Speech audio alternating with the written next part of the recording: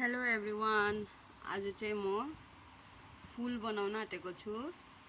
यो फुल बनाउनु पर्छ, हाम्रो अर्डर आउँछ जो कि पूजाहरू गर्नुको लागि लानुहुन्छ मेरो हस्बेन्डले। अब म स्टार्ट गर्दैछु फुल बनाउनुको लागि। म तपाईहरुलाई देखाउँछु, हेर्नुस् होला। यो चाहिँ हो दुबो अनि तुलसी।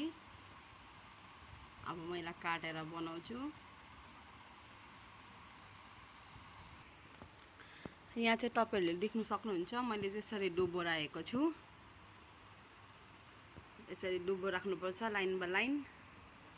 अब नेक्स्ट हाल्छु म यसमा तुलसी। अब यसमा फेरि मैले एड गरे तुलसी, हेर्नुस्। अब फेरि हाल्छु म यसमा बेलपत्ता। अब हेर्नु सक्नुहुन्छ, मैले बेलपत्ता पनि हाले। यसरी हाल्नुपर्छ बेलपत्ता। यसमा चाहिँ छ तपाईको बेलपत्ता, तुलसी, दुबो। अन्त साथी हो, तपाईहरुले पूजाहरू गरिहाल्नु भयो भने चाहिँ तपाईहरुले चाहिँ बेलपत्ता चाहिँ यसरी हाल्नुपर्छ। यस्तो जसमा चाहिँ 3 मुख छ, एउटा दुईटा तीनटा, जसकोमा चाहिँ 3 मुख भएको छ त्यो मात्रै चढाउनु पर्छ। 2 मुख भएको चढाउनु हुँदैन। 3 मुख भएको चाहिँ चढाउनु पर्छ तुलसी बेलपत्ता। अब यसमा हाल्नुपर्छ फुल।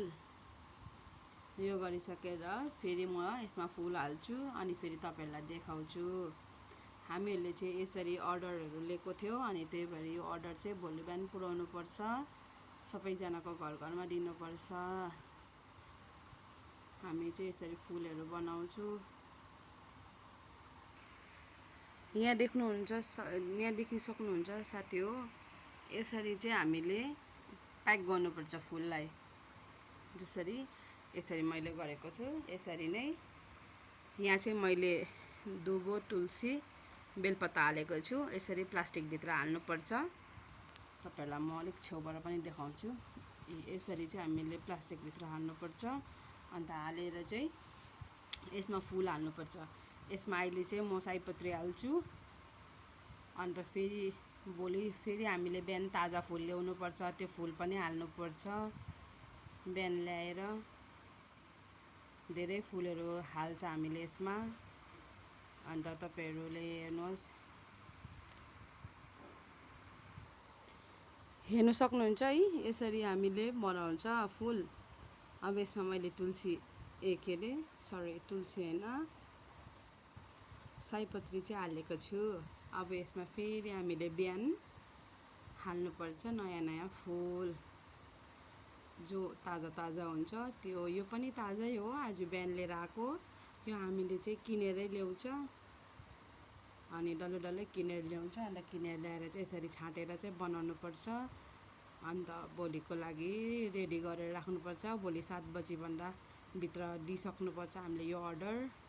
अन्त हामीले बनाएको चाहिँ यस्तै 2 वर्ष हुन आँट्यो। म र मेरो हस्बेन्ड भएर। बेसी चाहिँ हस्बेन्ड खट्नुहुन्छ, म चाहिँ बनाएर राखिदिनुपर्छ।